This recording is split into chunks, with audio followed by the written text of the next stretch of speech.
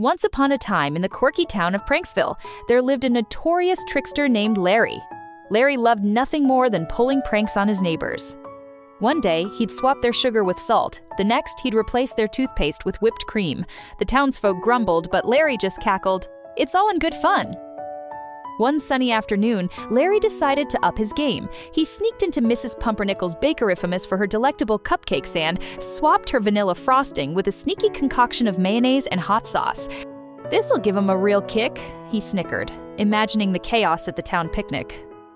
The picnic arrived, and Mrs. Pumpernickel proudly displayed her cupcakes. The townsfolk, eager for a sweet treat, grabbed them by the dozen. Suddenly, gasps and sputters filled the air.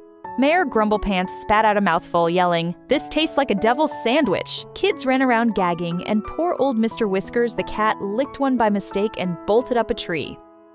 Larry doubled over laughing until Mrs. Pumpernickel, red-faced and furious, marched over with a glint in her eye. "Larry," she boomed, "you're about to get a taste of your own medicine." Before he could protest, she shoved a cupcake piled high with his spicy mayo mess right into his mouth.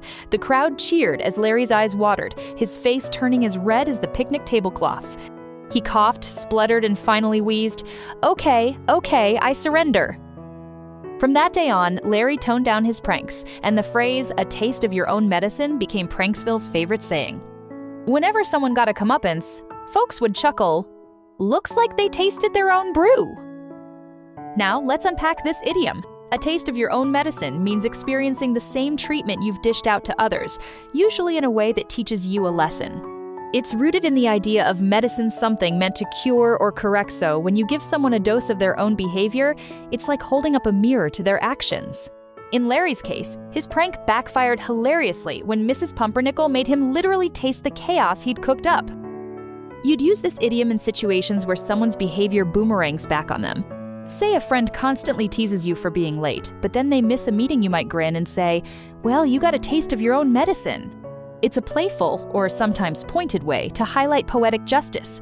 The phrase works best when the payback mirrors the original offense, making the lesson crystal clear. Historically, it's tied to an Aesop fable about a swindler who sells fake medicine, only to be forced to swallow it himself. Over time, it evolved into the snappy idiom we know today.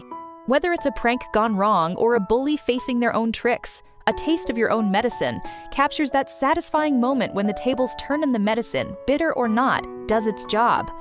Just don't try it with actual cupcakes unless you're ready for a spicy surprise. Thanks for watching.